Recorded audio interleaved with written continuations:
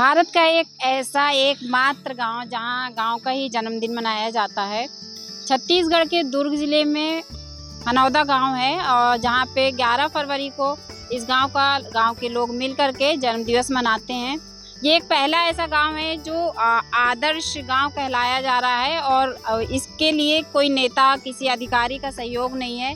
गांव के लोगों का कहना है कि जब भी कोई आदर्श गांव बनता है तो वहाँ पे या तो कोई नेता गोद लेता है गांव को, कोई सांसद विधायक गांव को गोद लेता है या फिर कोई बड़ा अधिकारी गांव को गोद लेकर के उसे आदर्श गांव कहलाता है। जब वो आदर्श गांव बनता है तो उस गांव में काफ़ी सारे विकास होते हैं, सारी सुविधाएं होती हैं और इसमें उसको आदर्श नाम दिया जाता है। लेकिन इस हनौदा गांव के लोगों का कहना है कि हमें किसी भी नेता का सहयोग नहीं चाहिए। किसी पार्टी का नेता हो या फिर कोई भी अधिकारी हो, उनके बगैर सहयोग के हम इस गांव को आदर्श बनाने का हमने बीड़ा उठाया है, क्योंकि ये गांव हमारा है, हम इस गांव में जन्मे हैं, तो इस गांव का विकास करना भी हमारा कर्तव्य है। तो इस गांव के पर्यावरण को संरक्षित करने के लिए लोग 11 फरवरी को पेड़ लगाते हैं। जो बुजुर्ग लोग हैं उनके नाम के पेड़ लगाते हैं, उनके जन्मदिन पे पेड़ लगाते हैं और उस पेड़ को संरक्षित करते हैं और जब तक वो पेड़ बड़ा नहीं हो जाता उसकी अच्छे से देखभाल करते हैं ताकि पर्यावरण बचा रहे, सुरक्षित रहे। मुझे इतनी खुशी होती है कि मैं बता नहीं सकती, क्योंकि मेरा जन्म इतने अच्छे जगह पे हुआ है।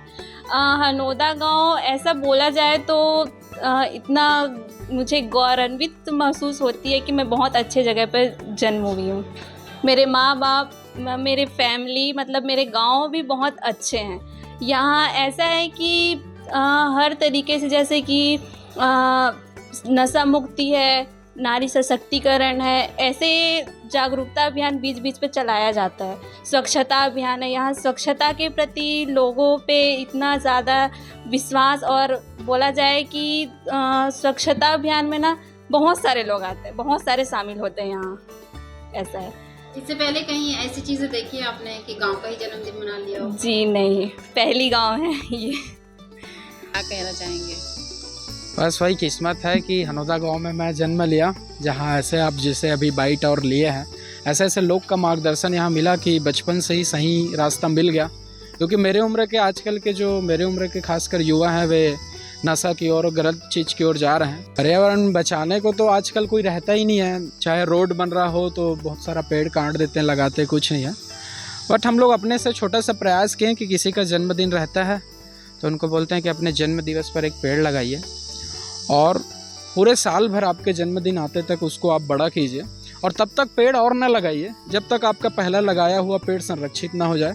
वैसे ही हमारे गांव के लगभग युवा आज अपने जन्मदिवस पर पेड़ लगाते हैं, उसको संरक्षित करते हैं। तो एक पहल हमारे गांव से एक चालू हो गया कि जन्मदिवस पर एक वृक्ष लगाएं।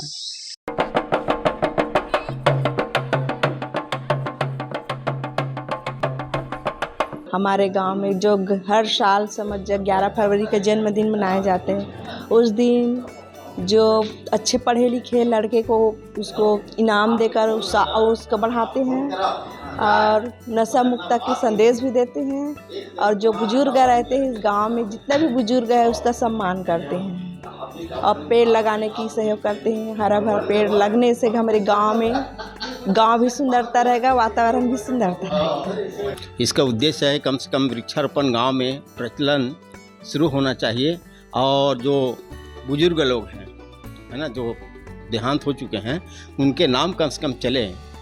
इस प्रकार से उनके नाम से वृक्षारोपण किए थे और उसी पर्पस में हमारे गांव का जन्मदिन मनाया जाता है। तो जब जिस दिन जन्मदिन होता है उस साल फिर दोबारा पेड़ पौधे लगाया जाता है।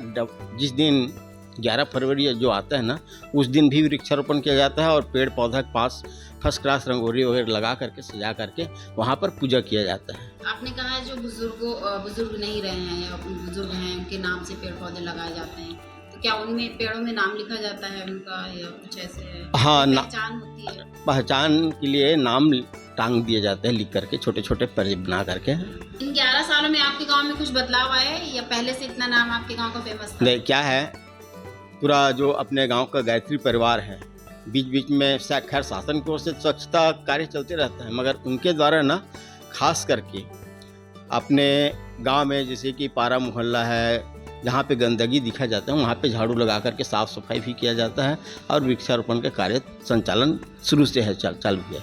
किस किस का सहयोग होता है इसमें? प्रशासन, गांव के लोग, गायत्री परिवार क्या करता है? गायत्री परिवार क्या है, वहाँ पे गायत्री परिवार जो है ना गांव के बच्चे लोगों को शिक्षा भी देते हैं, है ना, इस प्रकार का है।